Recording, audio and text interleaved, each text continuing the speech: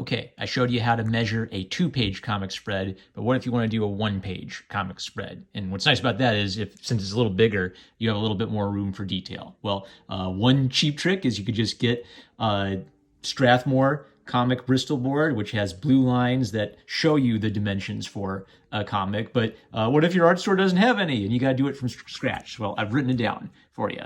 The safe zone is 9 inches wide by 14 inches high. The danger zone is 9 3/4 inches wide by 15 5/16 inches wide. That's such a weird measurement. So I've changed it to 15 3/8 inches high just to make it a little easier to measure out. And the bleed is 10 1/4 inches wide by 15 3/4 inches wide. The bleed measurement is not quite as important as the safe zone and the danger zone measurements. Let's try it ourselves. If you're working on 14-inch by 17-inch paper, X out 1.5 inches on the top and the bottom to make this 11 inches wide. Obviously, if you are working on 11 by 17 inches, skip this step. You don't need to worry about it. I'm an idiot. Let's actually rotate the pad of paper so it's vertical. That way we don't get mixed up thinking horizontally versus thinking vertically. This is the way the finished art's going to be. Let's do all our measurements in this orientation.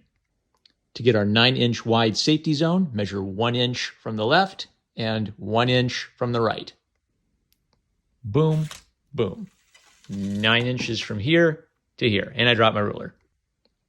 Our safety box is 14 inches high, so we measure 1.5 inches from the bottom.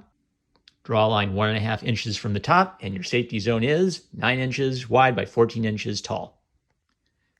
To get our danger zone, let's add a line 3/8 of an inch away from the safety zone lines.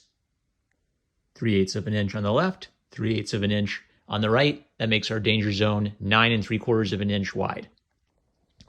If you want to make a line for the bleed, the line that shows where art is going to get cut off, measure 1/4 inch from the left and 1/4 inch from the right. However, I find that I can just use the edge of the paper as the guideline for the bleed and draw all the way to the edge of this paper. Gives me a little bit more goof room at the end. To get the height, go to the line up with the safety zone and go down 1/2 inch. And if you want to be really, really precise, go down 1 2 3/16 of an inch. These itty bitty little baby lines. That might be a little too finicky. So if you want something easier, you could go down 1/4 inch, and that's a little bit easier to eyeball. So it's 3/4 inch if you want to do the easy method, and like 11/16 of an inch or something. I like to keep it simple, stupid. Measure 3/4 inches off the top. Bang, we've got the total height of our page, slightly fudged. Now, if you wanted to be really, really, really precise, you'd come up 1/8 of an inch from this line and go 1/8 of an inch down from this line. And what you'd end up with is a safety zone, the edge of the paper to the bleed line, and some extra space that would be bleed art that would get cut off.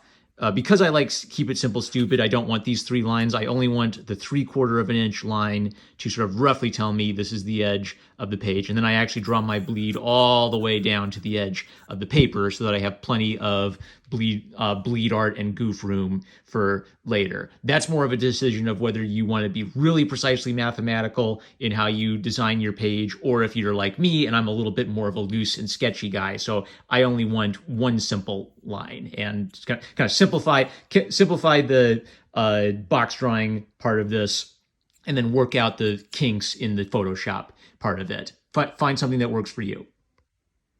Be aware that if you are doing a single comic page as opposed to a 2-page comic spread, that means everything you're drawing here is bigger, meaning it's going to get shrunk down when you prepare it for print. So what that means is if you have tiny little words, it's going to shrink down and get even harder to read. So what I like to do is sort of in my head, take what I imagine good size of words to be, and I increase it by about 50%. When you're doing the 2-page comic spread, everything is basically roughly the size it's going to be in the finished print art. This is more of an eyeball thing. If it helps you have a comic book handy so you can kind of see what a nice sized comic book speech bubble or thought balloon looks like on the page, and then in the single page format where you're working bigger, just make everything slightly bigger in your head.